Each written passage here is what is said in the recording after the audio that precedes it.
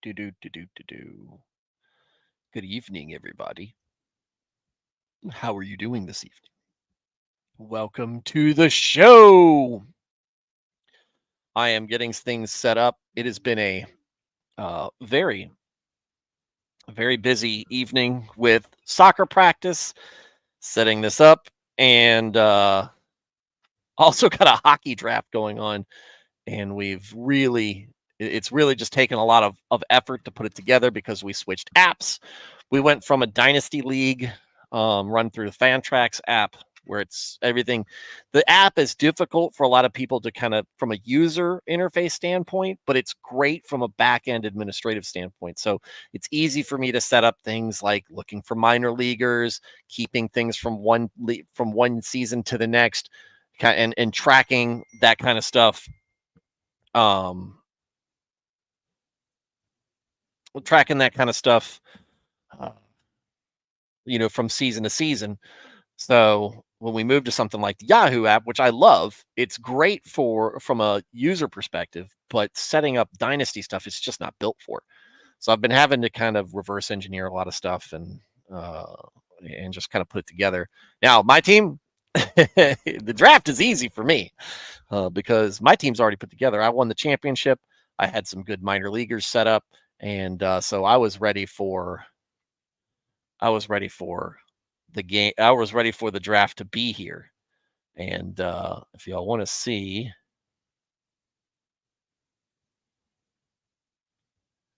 where's the is it that one? Yeah, that's right. If you want to see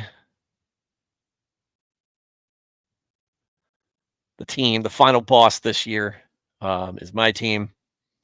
And it's I got some young guys, Logan Cooley, Will Smith. The Will Smith is a rookie this year. Yaroslav Askarov, also rookie this year, and some young players. And then my man, where's my man? Here he is, David Pasternak. So that's been my boy. Hopefully he has another healthy season. But got a couple of Utah players on the team this year, and that's what we're playing with this year. It's should make it like this. Nope, nope, that's not good. All right. Anyway, so there we go. There we go. That's what we're dealing with. But we're not doing the draft tonight. It's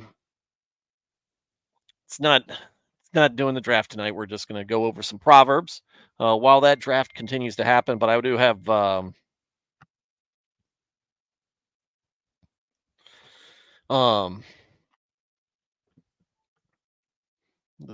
focus go out. I do have some questions that are kind of being asked during that thing. So if you guys be patient on that side, I'd appreciate it. But we will go through Proverbs. Welcome to the show. Like I said, I'm not going to do my normal introduction to things, just to say welcome to the show. We've been studying Proverbs. We've been going through there. This is part of our project here on this show, which is to read the Bible from cover to cover, Genesis to Revelation, one piece at a time, and do it all in order. And right now we are right in the thick of Proverbs, putting things together. There we go. And also got some family down in the Florida area getting hit pretty hard by Milton. I got some friends down in that area as well. Families on the east side of east coast of Florida. Friends are on the west coast of Florida. So we're both in different areas, but guys, we want to just keep them in our prayers as that place is getting hit just getting hit right now. Lots of tornadoes, which is not something that I think that Florida is used to getting. But yeah, I mean, like being seen. I mean, sometimes we've already seen some pictures, but and some footage, and I'm sure the news is covering it right now. I'm not. I probably will as soon as I get off of streaming here.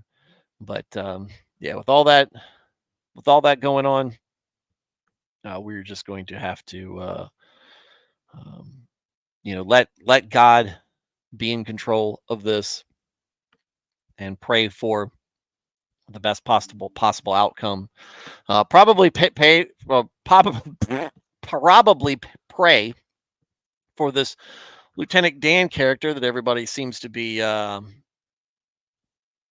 it seems to have everybody's attention. Hopefully he's alive. I don't know if they ever got him off the mast of that boat he was on, or if Mother Nature got him off of the mast of the boat that he was on, or if he's still on the mast of the boat that he was on, in one way, shape, or form.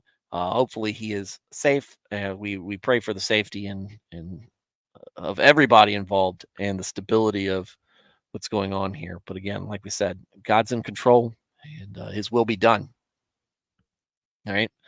And with that said, we'll get right into getting right into the Proverbs right now. Like I said, not going to get into a lot of the side conversations as much, unless it's like specifically about the Proverbs that we're talking about. Just because the sooner I'm able to get through this, I'm not really tired, even though I'm yawning. The sooner I'm able to get through this, the sooner I can focus on some of the other things going on. But I have enough attention and resources in my brain to handle this. But we did have to start a few minutes late. And with that said, let's get into it. How is it going, Veritex? Keeping an eye on things. Let me see if let's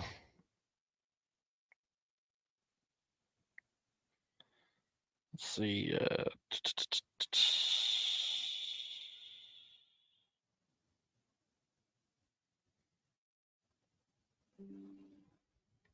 How's it look now?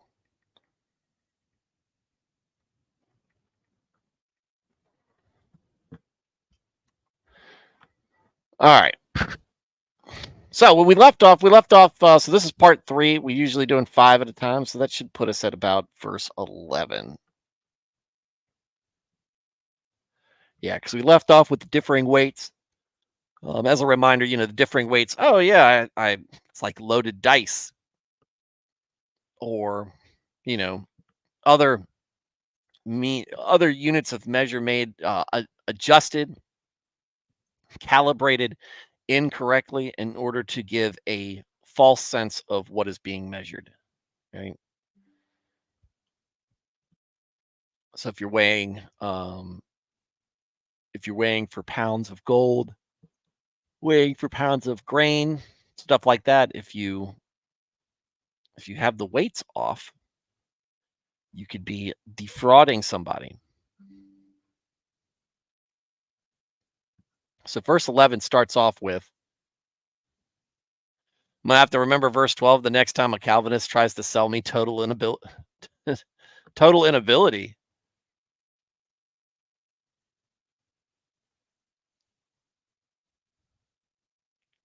Wait, wait, what? What's total inability in Calvinism?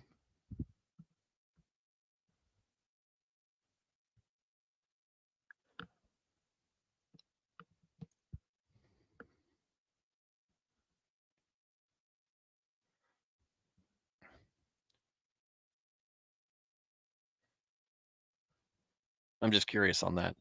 All right, but while he's answering that, even a boy is known and distinguished by his acts, whether his conduct is pure and right. The weather part of this is kind of got me off. Oh, even small children are known by their actions. So is their conduct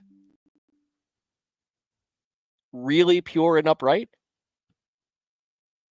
That's a question. That ends on a question mark, where 11 on the Amplified does not.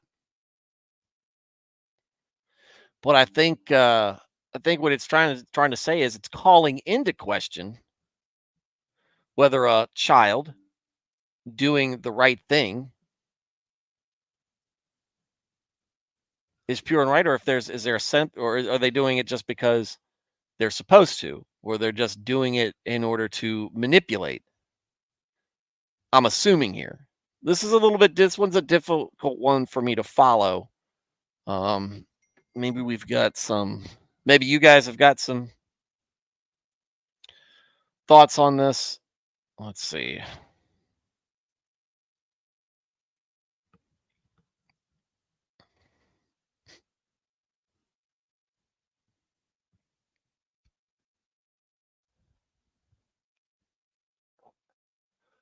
Bible reference. What does Proverbs 20:11 mean? Let's see what they have to say.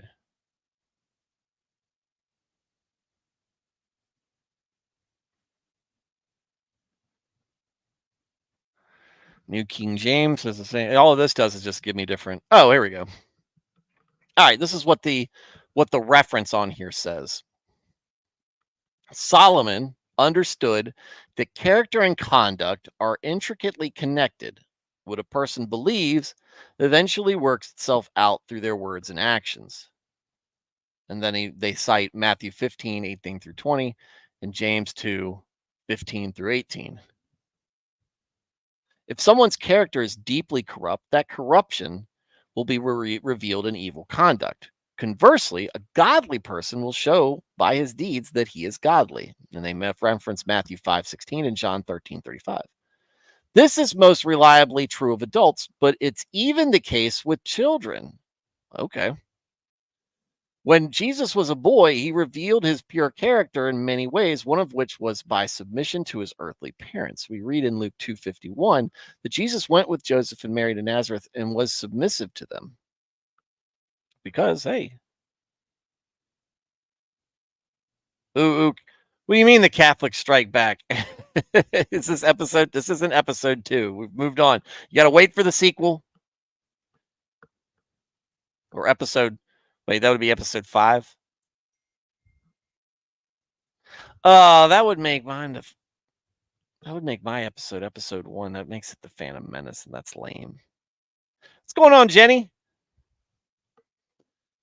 So, parents learn soon enough whether a child's character is pure by observing behavior. Are they obedient? Are they kind? Or are they rebellious, selfish, and mean? Children are no more or less moral than adults. The only meaningful difference is that children are more pliable. They can more easily grow out of sinful habits, that's true, than can adults who are entrenched in their ways. Therefore, the book of Proverbs emphasizes the need for parents to lovingly guide their children's spiritual growth. References Proverbs 13:24, 19:18, 22:6, and Proverbs 15. In his letter to Ephesians, Paul exhorts fathers not to be senseless or overly harsh in their guidance. And he references Ephesians 6:4. Okay, so I see where he's going with this.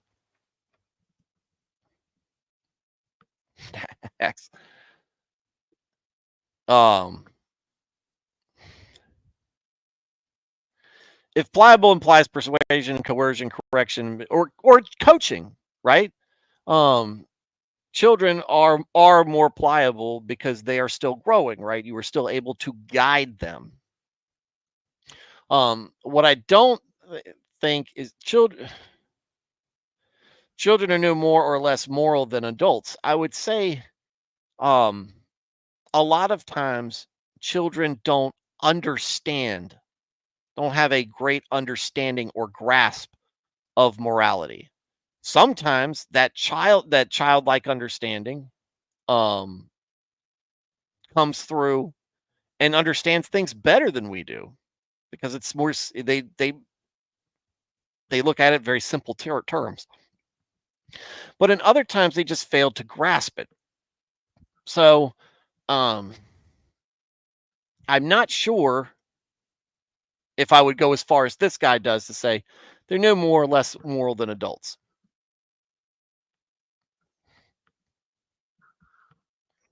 But I think there's a concept there, but that children have morality just like adults do. So theirs might be on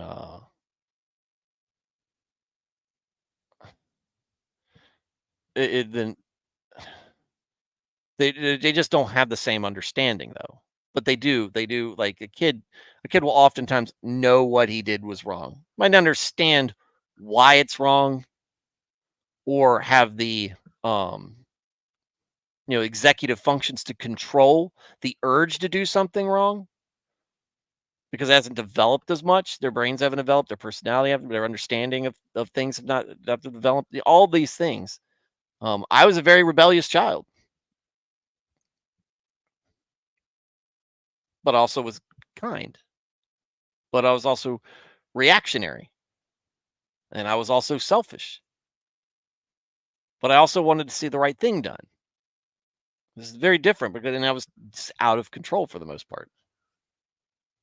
And Vertex said children know more or less more moral than adults is such a vacuous throwaway statement too, because without knowing what the person thinks about the moral fiber of adults, you don't have context. So, and I think that we're seeing, I think he's on the right track. The guy who did the explanation here, I think he's on the right track explaining it. But I think he goes a little bit too far. But I think what um, we're seeing here in this verse is a generality. Right? Even children can be identified and distinguished by acting good in a good and righteous way, or acting in a mean or malicious way.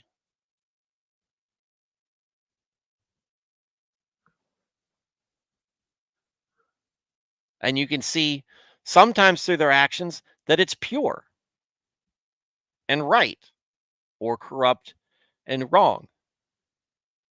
But I think what we're missing, the point here is that this verse does not go the extra mile and say um, that you can tell a kid's character by how they're acting. It doesn't go that far. It says it's distinct, known, and distinguished by what the people know a child for how they act,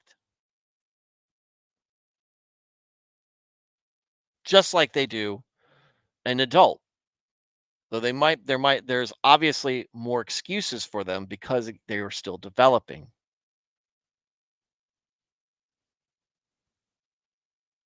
But this might be an instance where Solomon is trying to convey, even at a young age, even at a young age, you have a reputation. What's your people pay attention to what you do, and you can be known for being a good kid or being a bad kid, for being a kid with a good heart, being a bully, maybe being troubled. What we don't see here is a person being condemned, judged by your actions. You are observed by your actions, or people draw conclusions about you based on their actions. And if they do it at a young age, they certainly are doing it for you as an adult. Where a kid has excuses, but you're expected to act correctly. So, like I said, I like the beginning part of what's going on,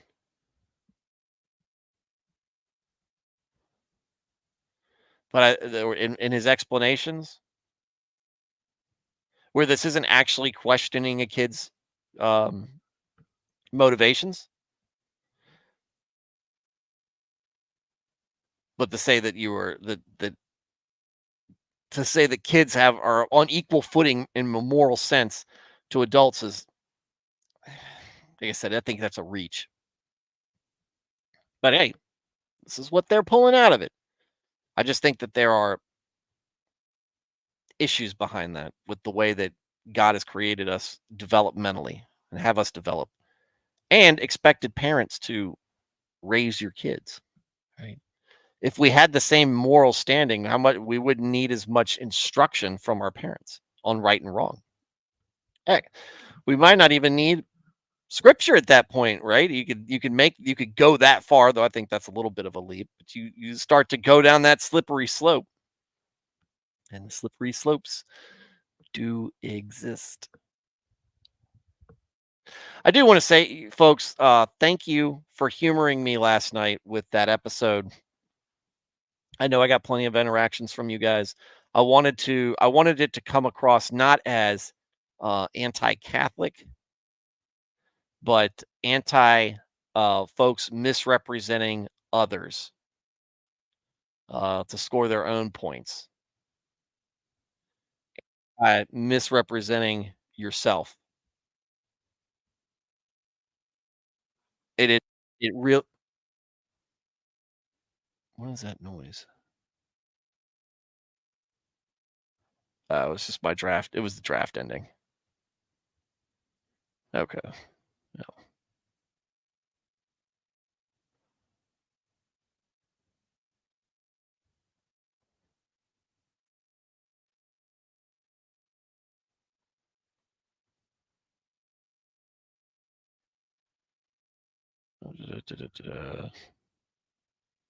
Let me see something real quick.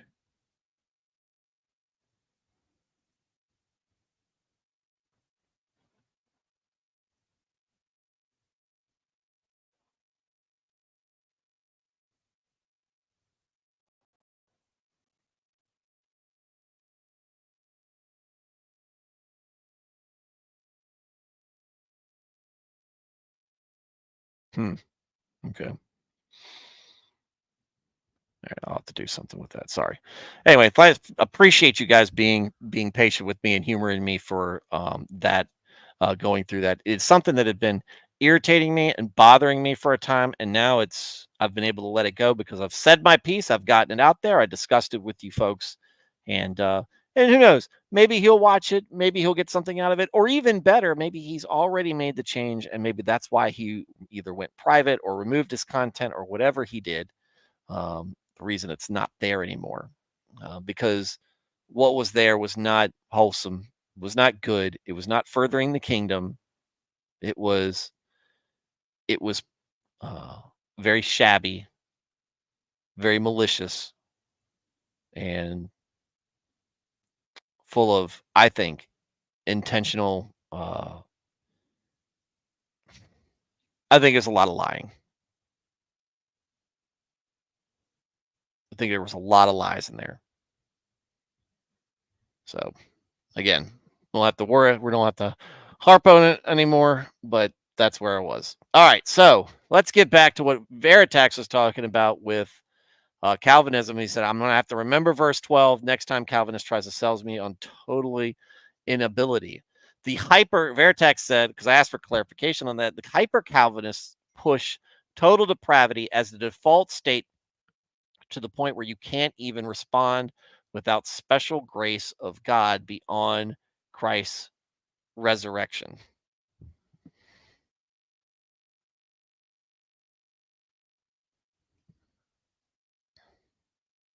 Hmm. So let's read this. The hearing ear and the seeing eye, the omnipotent Lord has made both of them. All right, Veritex, how do you think, or why do you think that is a good argument against what you were saying, hyper Calvinism, with total, and as it regards to inability and total depravity? My assumption while you're typing it out is because he gave us an ear that hears and an eye that sees, the Lord has given them, not only created them, but given them to us, that he intends for us to act on what we hear and see. And then you could say that he has given us a brain to think and a tongue and mouth to speak. And all that to say that we do act. And yeah, I guess when you, because Calvinism gets so meta, I think, because I mean you can boil it all down to, yeah, without God creating the universe, then yeah, we don't get to do any of this stuff. He creates this stuff, and without God putting things into motion, we're kind of set in how we do things. This was written out specifically not to say that God doesn't have that power. And that's what I think. That's where I think a lot of Calvinists rest their case on. Well, you just don't think God is powerful enough. You don't think God can do that. And I don't think that a lot of folks who reject that idea think that it's not within God's power. It's not that God can't, it's that God chooses not to. But again, it gets so meta that you say, okay, well, let's say hyper Calvinists that you're right. Does that mean I just stop making decisions? I stop acting on things? I don't see where having that as my belief structure really changes how I go about my life. And so I try not to. Like I said, I don't subscribe to. Keith Foskey did a great job with pretty much all of the representing all of Tulip. I think from me as an outsider listening to him, he made a good case, a rational case for them. But again, the predestination and agency argument really is, to me, is almost moot, because you still make decisions, whether it's you making decisions or you're the person truly making decisions, or it's the Holy Spirit moving through you, or God imposing his will on you, whatever, however you want to shape that, the action's still happening. But I do feel like it almost sounds like a cop out. And I'm trying not to make that sound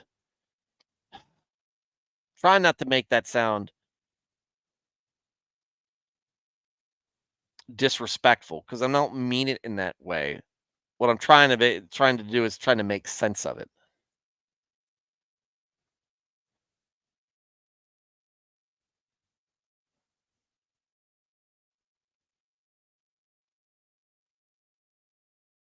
All right.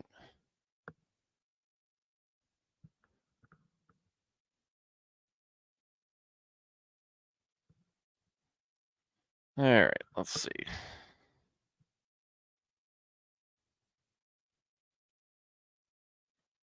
Let's see. What's the next? Well, let's go into, because I never got my answer from Veritex.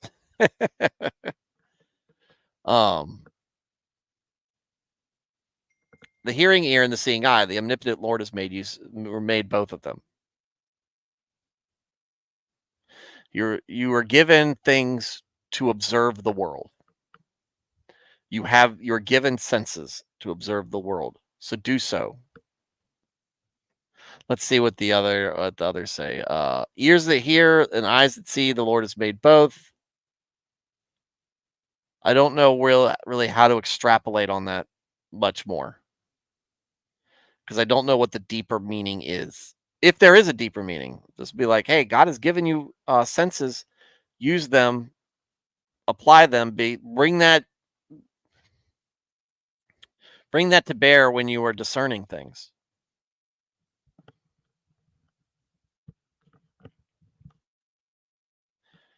All right, do not love excessive sleep, or you will become poor. Open your eyes so that you can do your work, and you will be satisfied with bread. Okay, well, Okay. I've got a good example about this. Look, when me and my wife, we first started dating, and when we were first married, my wife could sleep. She could go to bed 9, 10 in the evening and sleep till like 10, 11 the next day. On the weekends, it was early to bed, late to rise, and naps whenever possible, or not whenever possible, but for just take a nap once, at least once over the weekend. But it wouldn't be unusual. We'd go get up, do some things, take the dog for a walk, do some stuff around the house, maybe some home improvement stuff, do some work in the yard, whatever, and then sit down. And before we'd be like, oh, well, I'll take um, I'll take a nap. Cool. And then, back to it, whatever, watch a movie, watch some TV, eat dinner, whatever. Um, that all changed with kids. Uh, my wife went to being somebody who got plenty of sleep to someone who I don't think has gotten enough sleep. um, but and this has been particularly true having her own business and going through an older pregnancy, or being older and pregnant, and having a newborn, infant, now toddler, running around, and not fully sleeping through the night for the most part, going through teething, going through all the other things. So between starting your own business, which operates 24/7,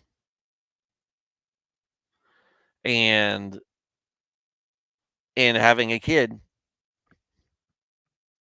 there's not as much time to rest.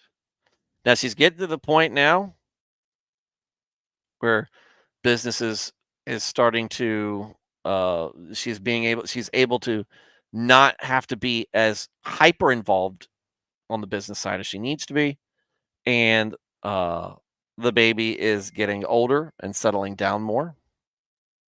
So she is being able to finally, get some relaxation in there. But if she was still obsessed, or if she didn't sacrifice her love to sleep, she never would have been one.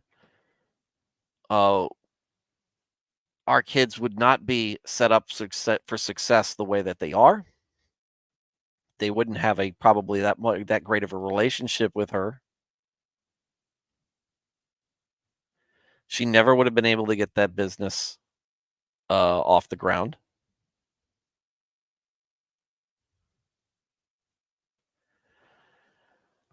And so we would have been poor parents, because I would have been poor for not stepping in and correcting things. But she would have been poor. Our kids would have been, like I said, kids would have been set up for failure on that. We wouldn't be as involved. We wouldn't be taking care of them as well. We would not be. She would not be as successful in her business. What's going on, Alias? Open your eyes so that you can do your work, and you will be satisfied with bread. There will be rewards for you not engaging in sloth. You put the work in, the results come.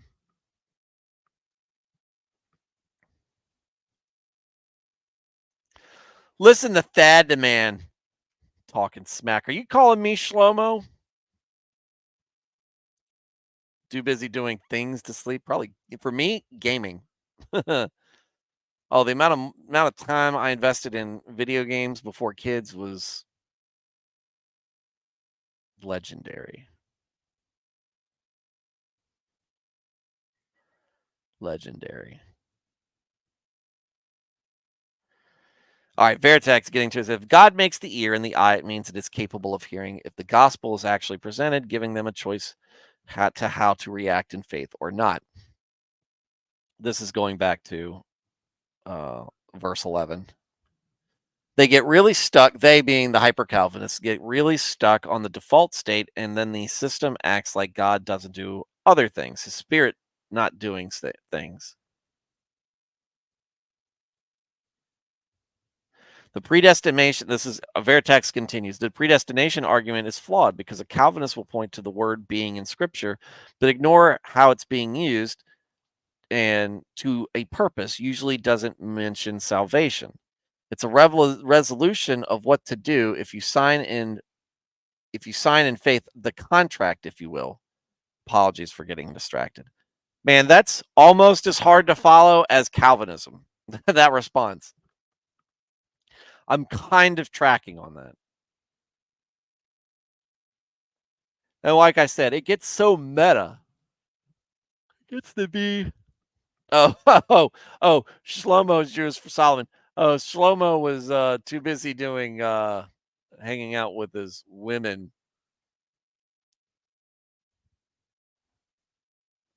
Pervert. Pervert.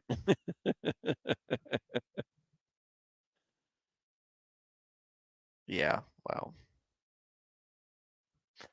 He comes by it honestly from his dad.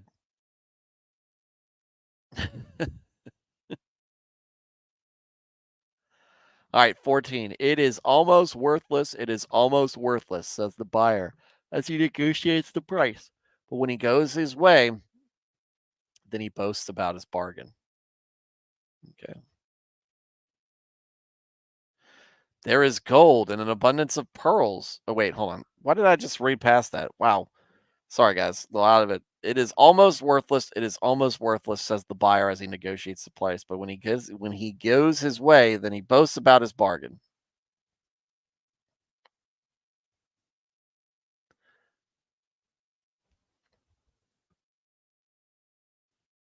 It's no good. It's no good, says the buyer, but then goes off and boasts about the purchase. Any takers on that one?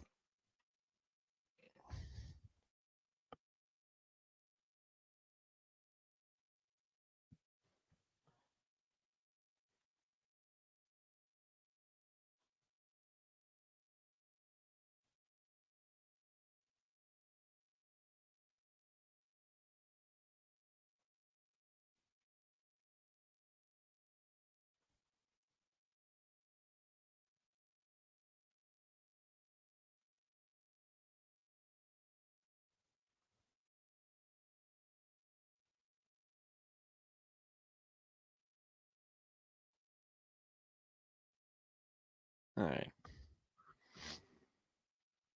I'm also read the full. I'm gonna read the full context. Don't cherry pick verses. Well, yeah, yeah. All right. So with the buyer negotiating the price, he's going to try to downplay.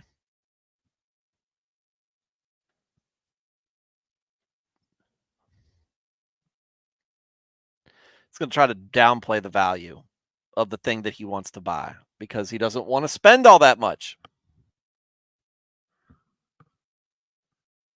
But then once he buys it, he's going to brag about it to all of his friends or anybody who will listen. What do you think that pops into Proverbs? What do you think the practical application from a faith perspective is on that?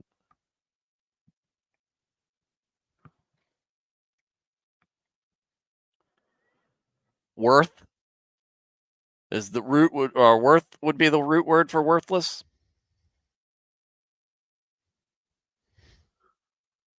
Or it is almost worthless. It's actually sorry. It's almost worthless.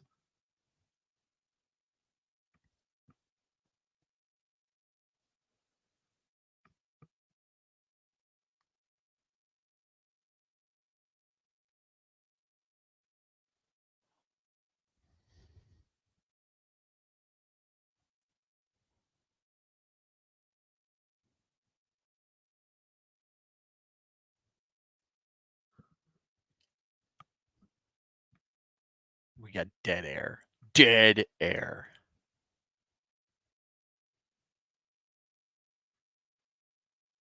I've never quite understood till now. This is Alias talking. I've never quite understood till now. ESV says bad, bad says the buyer. Don't be dishonest is what I take from it. I think it should be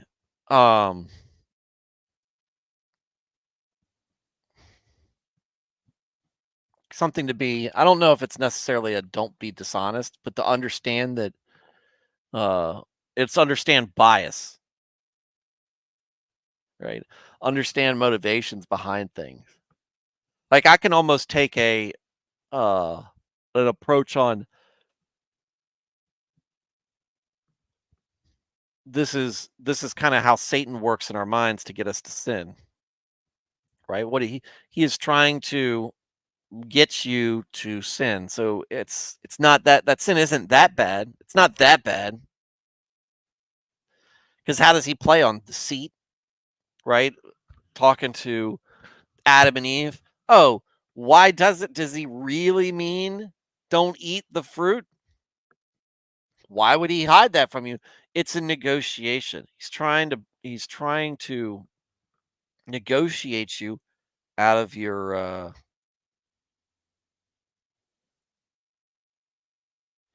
out of your salvation. He wants your soul. He wants you in hell. To get that, he has to make you feel like perhaps your salvation is worthless. It's like that scene, or Vertex said, it's like that scene. The kid is trying to sell this thing, and the old man is like, I'll give you a quarter for it.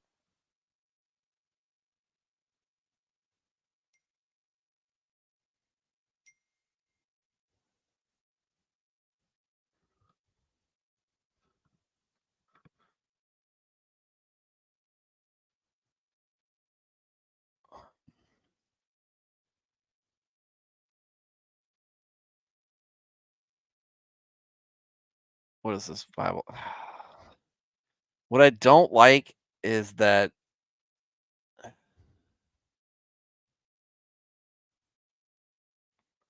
I can't click on your link. Let's see.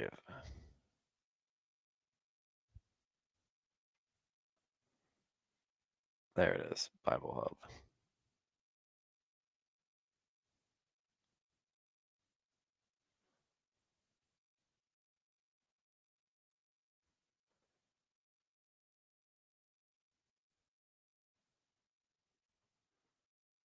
All right. Where did that go? Oh, here it goes.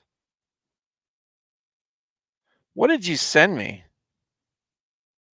Oh, the English, the parallel. It is good for nothing, cries the buyer, but when he has gone his way, he boasts.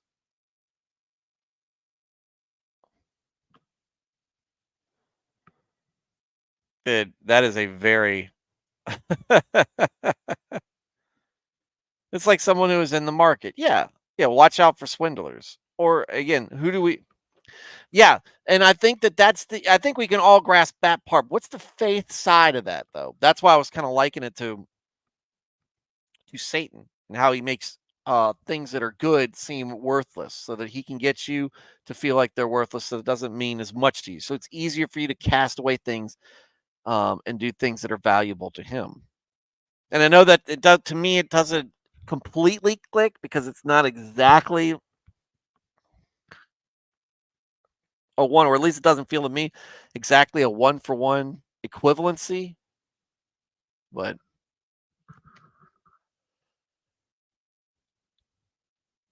oh, why do I keep yawning? Maybe I am tired. Just got a lot on my mind. Like I said, got a lot going on.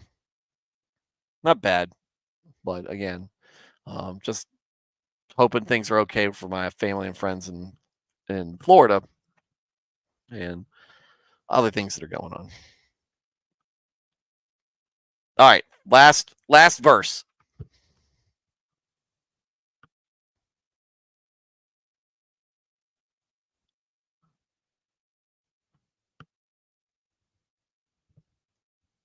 Oh, dang. On.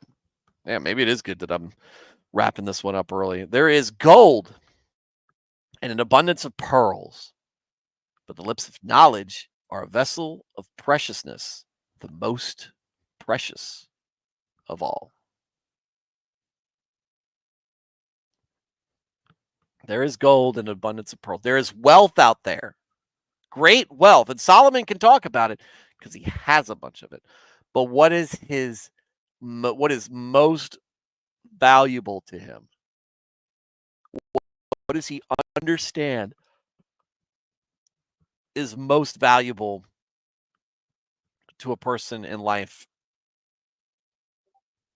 is the lips of, the lips of knowledge are a vessel of preciousness, the most precious of all. But here, I like Veritax's take on this too. Gold and pearls are abundant. They're all over the place. It's a precious metal, and pearls are general rarity, but they are still a lot of them out there. But real knowledge is harder to come by, is how he takes that verse. I like that. What's real, and there's a good point behind that, Veritax. Knowledge, good, deep knowledge, and the ability to discern, the humility to learn and take instruction. That can be very rare indeed.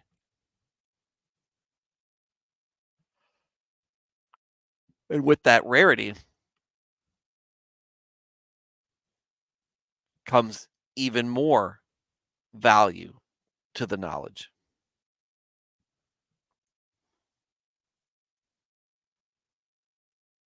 Throughout Proverbs, we have talked about discernment and wisdom and knowledge and how and applying it and everything. So what this is telling you basically is that with real, true knowledge, wisdom,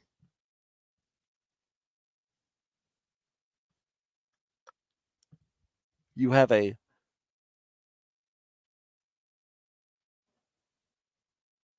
here we go. Veritex. Knowledge may be more valuable than the commodity that it leads to. Exactly.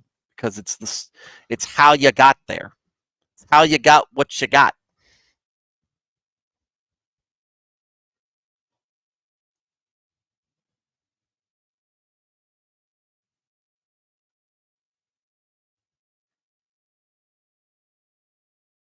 This is about patents, my friend. IP.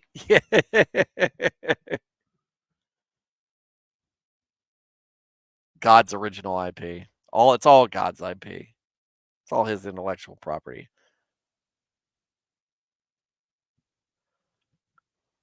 The lips of knowledge are a vessel of preciousness.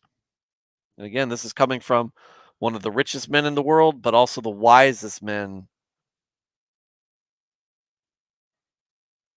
ever to be. And what did he think was more valuable, his wisdom or all the money he made as a result of it? Wisdom is the source.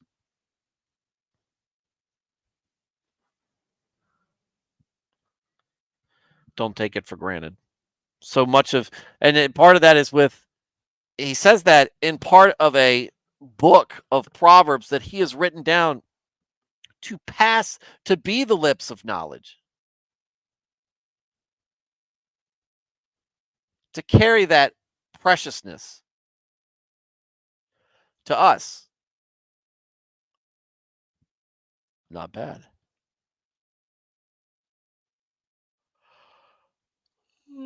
Okay. All right, that's enough. That last yawn is too much. It's a bridge too far, folks. So I'm not going to hang out. I'm going to close this stream up and figure out what in the world I need to do to rest so I can not be so drowsy. Oh, wait. Tomorrow I've got late games, so there is no stream tomorrow. Unless we get rained out. But I don't think we're supposed to rain. What's the forecast saying right now? Just cloudy and cool tomorrow. Temperatures finally seeming to drop. All right. Okay. Veritax. alias Thad the Man, Jen A. Small stream tonight. And I know I started it up late. I forgot to start it before I left. Studying with the oldest and then getting him ready for soccer. And then, all right, I'm not going to lie. I got hung up watching some Instagram reels instead. It happens. So, but yeah. All right. So, guys, it's been a great week. Hopefully, you guys can continue to be a great week. Keep the victims of both hurricanes in your mind, in your hearts, and in your prayers. Have a very good weekend. Have a safe weekend. A relaxing but productive weekend. Go to church. Right? Worship the Lord. Be thankful for the blessings that you have. I'm thankful for the blessings He's given me in life. I'm thankful for the blessings He's given me on this stream, guys. And thank you all for being part of the chat. For everybody who is listening to the show and not commenting, I love you too. I'm glad that you guys continue to come back, whether you say anything or not, whether you're a wallflower or one of these great chatters. I appreciate it. Everybody catching me on replay, thank you for your views. Deeply value you. And sorry I missed you. And I hope to catch you live sometime soon. Everybody, like I said, safe, productive, relaxing, good weekend. Go to church. Pray for those in harm's way. Pray for those having a rough time right now. Good night, and God bless.